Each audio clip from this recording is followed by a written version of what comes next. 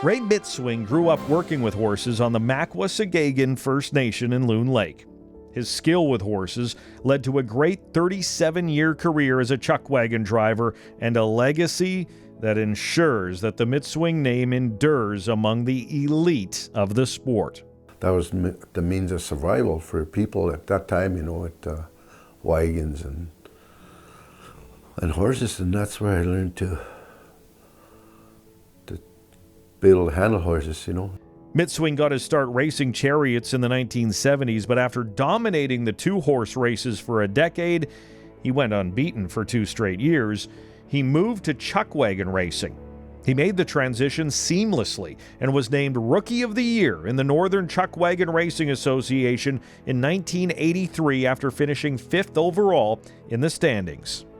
I'm not going to brag here, but when I first year went into Calgary, I won 2 day monies, I believe, at the time, and I was with the best of the best wagon drivers around. And so I had a real successful start in it, and that kept me going. In 1992, he won the Calgary Stampede's Rangeland Derby aggregate title as the chuckwagon racer with the fastest overall time at the end of the 10-day event. He won a new truck as part of his prize for winning the aggregate title that year. Mitsuing proudly drove it back to the Stampede for the next 27 years as he qualified for the storied event for 36 straight years. You're competing with the best of the best, and to be in there, it's quite an accomplishment.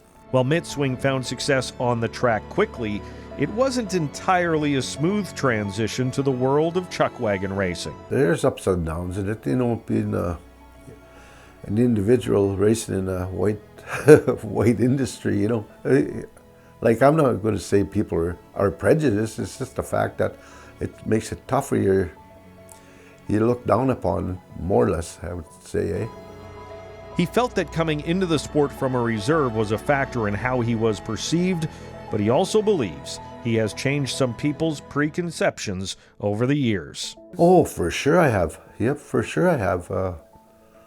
I broke that ice barrier quite some time ago. He would go on to serve on the Canadian Professional Chuckwagon Association's board and was elected president.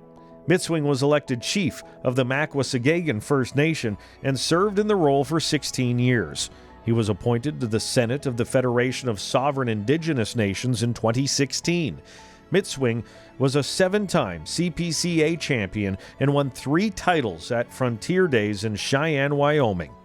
He won the fastest time award at the Calgary Stampede 3 times and finished second by less than a second twice at the final at the Rangeland Derby.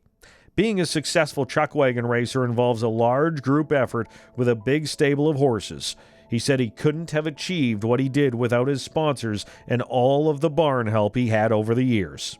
You got to be dedicated to it, and you work hard.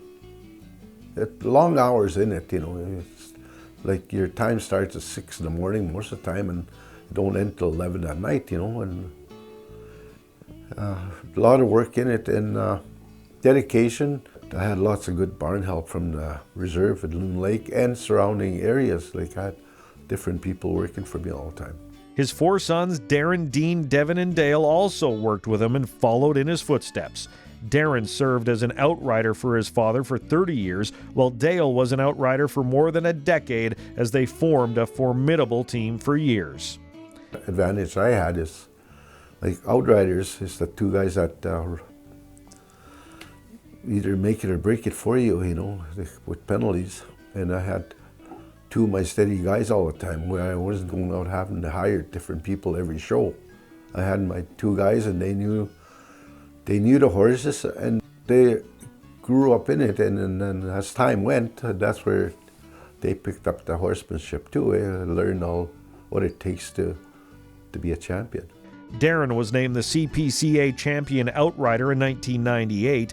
Devin and Dale Mitsuing would also go on to become CPCA champions as they carry on the family legacy of greatness. Ray retired in 2019 because of a CPCA rule that wouldn't let drivers compete after they turned 65. Mitsuing felt that maybe it was for the best he retired when he did. and by doing so, he was able to take a proverbial victory lap. The year that I retired, you would not believe the celebrations and every show like Palmaker, Onion Lake, every Indian organization that put shows on, they just gave me the honoring that you would not believe. And the other one is Calgary Stampede. The honoring that I got there was the first one ever to be held the way it was for me. You know, it's just crazy. And then the other thing I didn't, well, you don't realize when you're at it, is that how many fans you got. You know, it's just tremendous. Ray Mitsuing attended the announcement of the 2024 Saskatchewan Sports Hall of Fame class and was able to sit down to be interviewed as the first chuckwagon rider to be inducted into the hall. Sadly, 16 days later, he passed away at the age of 70. I never dreamt of it, you know. Last year, or 2 years ago, I was inducted into a Horsemen's Hall of Fame here in Saskatchewan. I thought that was a big thing. But to get in the picture with the same area with famous people like Getzlaff and all those famous people, it's unreal. It's just unbelievable. Mitsuing won many events and many titles over the years, but there was no hesitation when asked about his greatest accomplishment. The most proudest thing is it's a family thing. Like with my boys and my wife Josephine, she stuck with me for all these years through it, and I think that's got to be the proudest moment. It's a family thing.